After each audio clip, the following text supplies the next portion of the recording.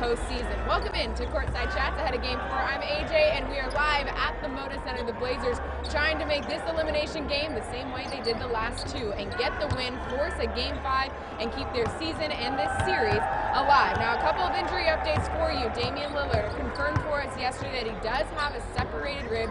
He's been playing through it. And just moments ago, Steve Kerr confirming that Andre Iguodala is out for the Warriors. So he will not be suiting up for them, which is a huge plus for Portland, a chance for them to take advantage where they didn't normally have a chance to take that break. Now, the Blazers have been pretty good in these last two games. Outside of Game 1, when they were clearly pretty exhausted emotionally and physically from that Game 7 against the Nuggets, Games 2 and 3 have been much, much closer. In fact, if you take away the third quarter of both those games, the Blazers are up 2-1.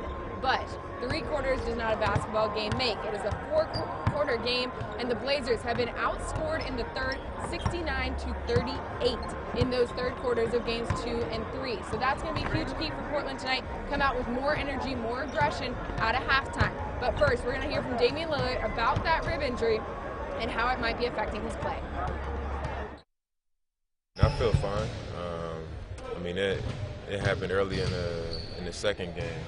I think third quarter of the second game. So, I finished that game I played last night. So. Was it definitely separated? Yeah. Was when Looney fell on you? Yeah. Okay. Is it limiting you at all as far as your shot or your movement? Not really. Just just the pain. Just from having a separated rib. I don't know what else. When Nothing you can really do about it. Just when I get winded, it's a little harder to breathe. Contact, when you're in there banging with guys, it's just normal stuff. Can you take a painkiller to diminish the pain? Nah, that's to mess with your stomach and stuff. Like after the game was over, so you just kind of wear like a vest, protective padded vest. Just had it taped and padded. Do you feel like it's affected your shot at all? No, it's on the left side. So. Got it. Do you feel like you talked about being when you feel like it's affecting your burst at all? Because I noticed there were a couple times last night where I'm typically used to seeing you come around that screen and go to the rim. It seems like you're. No, it's not. It's not. I don't think it's something that's affecting my game.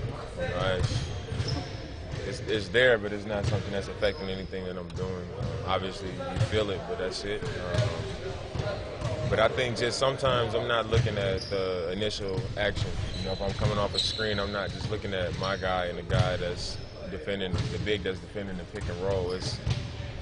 I'm seeing Draymond Green, and he's behind that, kind of like tracking my movement. So it's like a next layer of defense that I'm paying attention to, so where it's like I'm not, wanting to explode and get around that guy because I see what's waiting for me, and it'll be just a crowd, and put myself in a tough position. So it's tough. They're doing a good job in their coverages.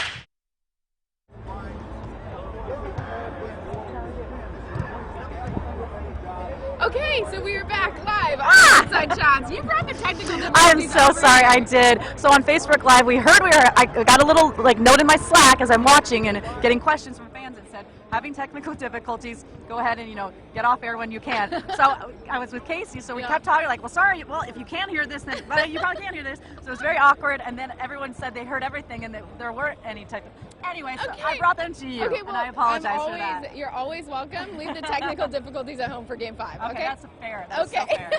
So, in case you don't know, we are joined by the Queen of Rib City. This is Brooke Olzendam. So, Brooke, we just heard Dame talk about that rib injury. You and I saw it in Game 2 in Oakland. He clearly came up holding his left side after going down with Looney. How big of an effect do you think that has had on him? Well, he has had a couple issues with that rib in this series in particular. So I think that he will always tell you, and it's the Damian Lillard that we know and love because of it, that he is fine and it's not going to affect his play. I'm not sure if that is completely accurate. I love to hear him say that, but it's a rib, right? He even mentioned sometimes breathing in is difficult. So if you're having a difficulty breathing, I can only imagine playing an NBA game in the postseason. And going against the defense. Well, the Warriors' defense is just throwing 2 or 3 bodies at him every time. At all times. And as we've seen all postseason, 2 to 3 bodies from every team that we have played. The Blazers, that's just what they've come to expect with Damian Lillard, that they will clamp down. So I wish he wasn't dealing with it. This is a very inopportune time. Someone asked him, can you take medicine for it? He said, I don't like the way it makes my stomach feel. Yeah. It makes me feel sick. Makes sense. So this guy he's just as tough as they come. Yeah. So I love the fact that he's saying, I'm good, it's not going to affect me. And sometimes you have to tell yourself that, and then you Yes. believe it. You know what I'm saying? Totally. So I don't know exactly to the extent, but I know that he will play through it. So that's Oh, good. look who's crashing our shot right now. This is No so big- him, no just big stealing deal. our thunder Come at all on. time. You know, this is our shine right Come now, Scottie on. Pippen. It's How fine. rude. Bye, Scotty. We didn't want you in the show anyway. God, Okay. he's always doing that to me and you. Unbelievable. That's cool. So Scottie Pippen is in the house, ladies and gentlemen. So the other injury update we got just a couple minutes ago, Iggy is out for the Warriors. So I was talking earlier, the Warriors it's so hard to find a crack in their armor. Yes. But Iguodala is out. Is that the crack the Blazers need? Well, everyone talks about the Warriors' offense and how well they shoot, which is, of course, that's what they do. But they're a very good defensive team as well. We saw that with Andre Iguodala during this series. So I think it's not something that I think will be maybe a huge game changer, but it's something that the Blazers can take advantage of. Yep. If you know what I'm saying. Totally. Attacking more, and we'll see how the defense is with Dame in terms of the way they change their game plan. So never love to see somebody get hurt, Right. but I mean, this is do or die. Their backs are against the wall. So at this point, I think they'll take that news and they will run with it. I think they will. And you mentioned the Blazers with their backs against the wall. Here's their mindset going into their third elimination game of this postseason. Obviously, it's frustrating. You know, I think game 2, we had that game. We let that one slip away. Another double-digit lead in game 3, let that one slip away as well. So I think it's frustrating for that reason, because you could be up 2-1 and you're down 0-3. And you know, you look at the numbers and it's a slim chance of you winning a series like that. But I mean, we got a lot to play for. Obviously, you never know when the first time is going to happen. You know, we could be the first team to do it. Also, you don't want to go out being swept. You know, in the Western Conference Finals. Pride, being competitors, being professionals. I mean, we got a lot to play for. We're not ready to just go out there and say, "Oh, we did our best. We had a great season." I mean, we got a lot to play for. Have pride. Simple as that. You know, we could easily just, say, well, we're down 0-3, no one else has ever done it. You know, why not just get to the summer? But that's not who we are. That's not, certainly not our mindset. And we have a group of guys that really care and love to win. And so we're going to come out tomorrow night and we're going to fight and we're going to give them a really good effort. Every night's an elimination game, so you got to lock in and take it one possession at a time, understanding that, you just can kind of control everything that you can control. Execution, how hard you're playing, being in the right spots, game plan-wise, defensively being active, and then offensively trying to execute. And then hopefully that's enough for us to get a win on Monday. Okay, so the Blazers down 3-0 in this postseason. Of course, we know this stat. No team has ever come back to win a best-of-7 playoff series. But when Evan Turner was told that stat, he said, there's got to be a first. There's got to be, of course, Evan Turner. I know. I love and that last so time it was much. Ollie Ollie Oxenfree, and this time it's why not us? Why not be the first team to come back? I'm going to get you in the giggles. I shouldn't have done that. You did it. And so after the win tonight, I hope Evan Turner yells that in the locker room when he runs it. Ollie Ollie Oxenfree. No, he's right. I mean, history could be made, and why not the Blazers? I mean, they're making it so far this postseason, this season in general. We've talked a lot about all the adversity they have faced, and so this is not unfathomable. I know it's the Warriors, and they are exceptionally talented, and they find a way to win a lot of games. Right. But I mean, Damian Lillard's not going into this saying, "Oh well, it's over." Right. No. No. We're just going to lay down and die. No, this is they're playing at home. They love playing in front of this crowd. Rip City they will show up and show out as they always do. So why not win a game? And then as they continue to say their mindset, they're not looking to win 4 straight. They're looking to win tonight, and they'll look to win the next one, and it's game by game. So, but that's what the playoffs are about. There's always the chance. So I love it. I'm predicting a Blazers win tonight, and then we head to Oakland, and then I'll probably predict another one there. But I don't want this to end. I don't want it. It's been so much fun. But I love the mindset. I love what Evan Turner said. There's always going to be a first, and why not this team? Exactly. This team has been through so many firsts together. They've got one more to get through tonight, and then the next game, and so on and so forth. But the Warriors are, of course, in a familiar position here. So Steve Kerr talking yesterday about their mindset heading into Game 4 and trying to eliminate the Portland Trail Blazers. I think it's important for us to just try to put as much pressure on their backcourt as possible. Those guys are lethal.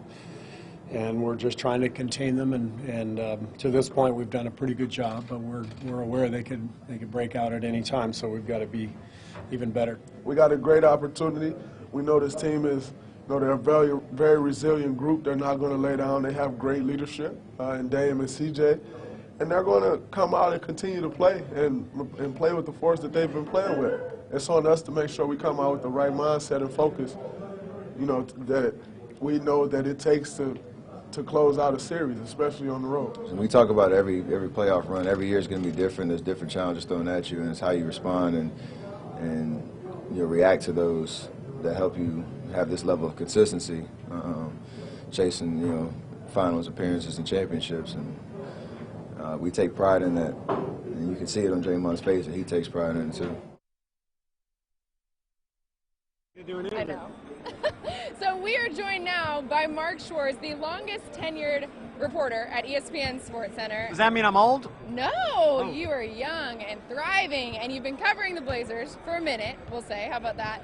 So going into this game tonight, what do the Blazers have to do to extend their series? Well, I'll tell you what, AJ, thanks for having me. They need to get off to a start. Yeah. I mean, I'm not talking about halftime. I'm talking about right away. I'm talking about double digits out of the gate. Yeah. I'm talking about announcing themselves to the Warriors and saying, you know what? You saw what we did those last 2 games? No.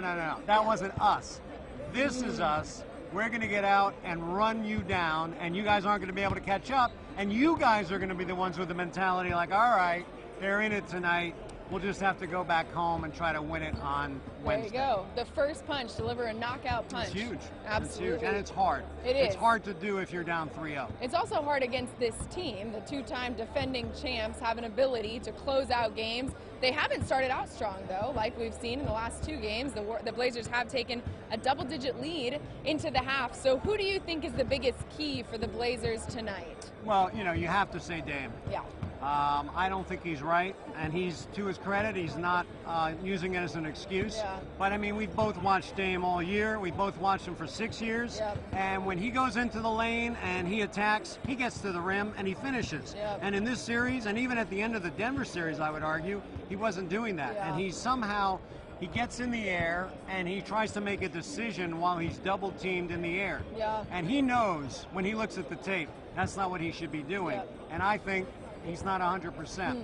But, let's give the Warriors credit. Yeah. I mean, they're trapping him. They're doing things that, New Orleans did last year. Yes. And he looked great against Oklahoma City. Yep. He looked good for parts of the Denver series.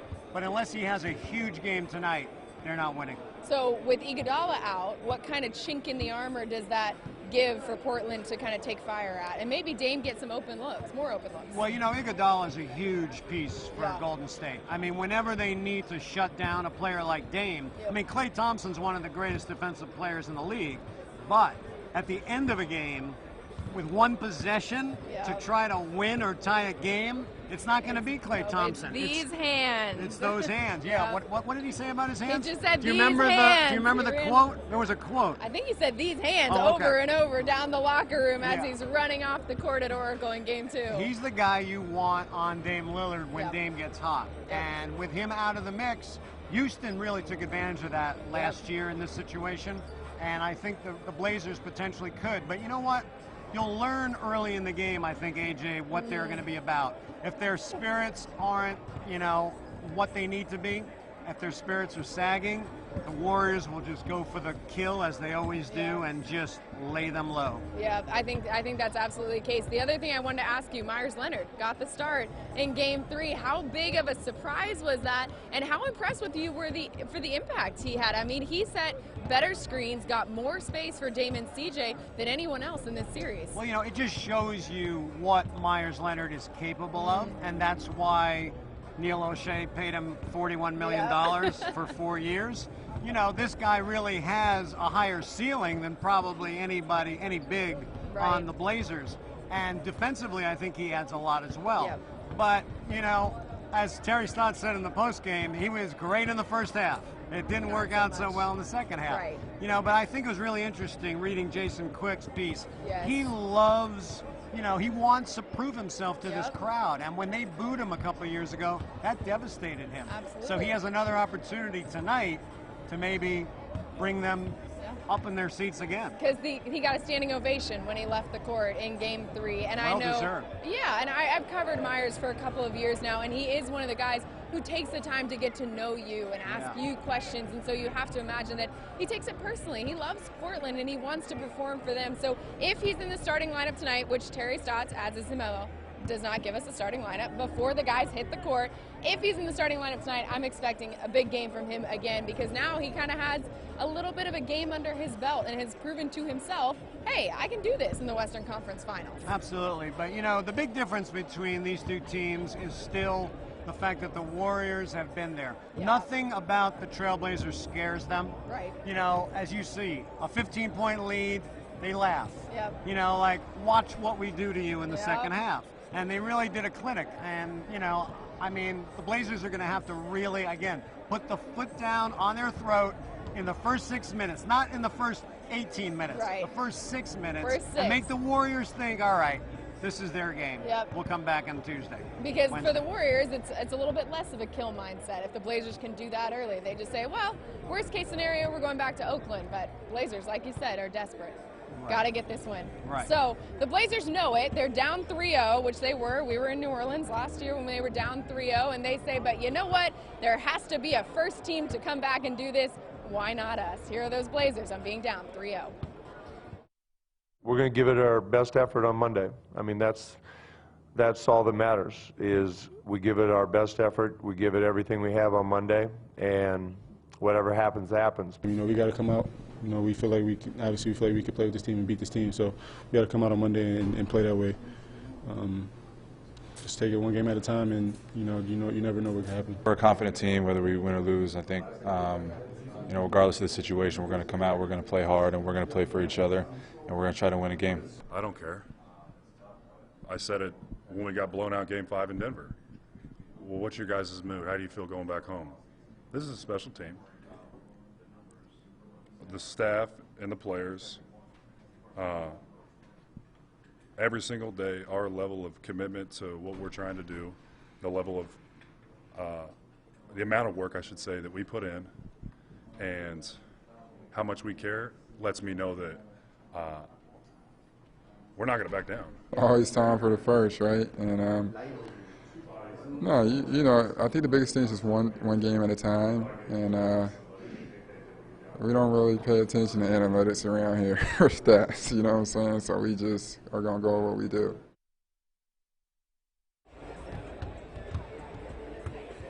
All right, so you heard the Blazers say there's never been a team to do it. Why not us? But in 2003, the Blazers were down 0-3 in the series against the Mavs, and they came back and forced a Game 7. So the Blazers, all about that one game at a time mentality. It all starts tonight, about 45 minutes away from tip-off here at Game 4. And before I let you guys go from Courtside Chats, I've got to bring up two very special guests. My parents are in town. They have watched me and cheered for me through my whole career, so they wanted to come and see what it was like, a day in the life. It's been hectic a little bit, yeah? Awesome. It's been great. So, they're at their first Blazers game, going to wear their Rip Shitty shirts, right? Go Blazers. There you go. So on that note, thanks for joining us on Courtside Chats.